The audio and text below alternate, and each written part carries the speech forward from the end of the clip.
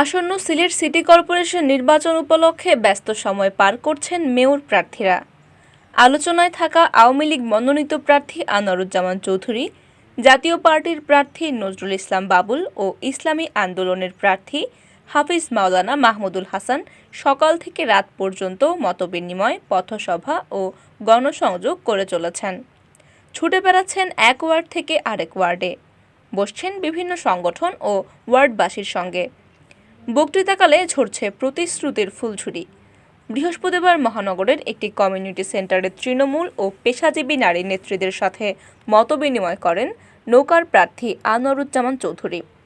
এ সময় তিনি বলেন, নারীরা শুধু ঘরে বসে থাকবে না, তারা পুরুষদের মতো সমান তালে পরিবার, সমাজ ও রাষ্ট্র পরিচালনা করবে।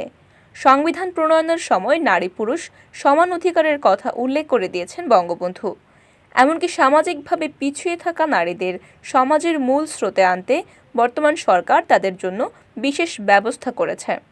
আমি নির্বাচিত হলে সিলেট সিটি কর্পোরেশনে পিছিয়ে পড়া নারীদের জন্য কাজ করব। এরপর ৪২ ওয়ার্ডের উন্নয়ন কর্মীদের সাথে মতবিনিময় করেন আনোয়ারুজ্জামান।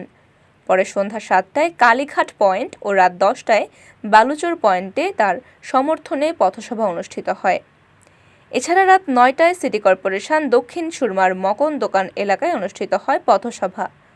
এসব কর্মসূচিতে কেন্দ্রীয় ও স্থানীয় আওয়ামী লীগ নেতৃবৃন্দ অংশগ্রহণ করেন। লাঙ্গল প্রতীকের প্রার্থী নজরুল ইসলাম বাবুল বৃহস্পতিবার মহানগরের মীরাবাজারস্থ একটি হোটেলে সিলেট মহানগর সংবাদপত্র হকার সমবায় সমিতির নেতৃবৃন্দের সঙ্গে মতবিনিময় করেন। এ সময় তিনি বলেন, এই নগরের প্রতিটি মানুষ আমার আত্মার আত্মীয়। আমাকে নগরবাসীর খাদেম হিসেবে আগামী ২১ জুন নির্বাচিত করলে আপনারা আমাকে যখনই ডাকবেন তখনই কাছে পাবেন। এছাড়া আমি নির্বাচিত হলে সংবাদপত্র সরবরাহকারীদের দুঃখ দুর্দশা লাঘবের চেষ্টা করব। আপনাদের সকল দাবি দাওয়া পূরণ করব। পরে জিন্দাবাজার ও বন্দর বাজারের বিভিন্ন মার্কেট এবং মহানগরের সোনাতলা ও মইয়ারচর এলাকায় গণসংযোগ করেন বাবুল। এছাড়া রাত ৯টায় টুকের বাজার এলাকাবাসীর সঙ্গে তার মতবিনিময় হয়। এইসব কর্মসূচিতে জাতীয় পার্টির কেন্দ্রীয় ও স্থানীয় নেতৃবৃন্দ উপস্থিত ছিলেন।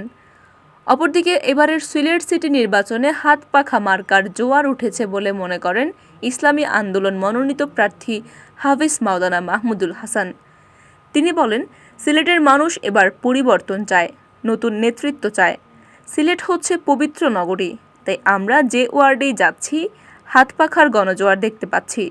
মাহমুদুল হাসান বৃহস্পতিবার মহানগরীর সুবহানীঘাট, ছড়ারপাড়, কালীঘাট ও মহাজনপট্টি এলাকায় গণসংযোগকালে এইসব কথা বলেন।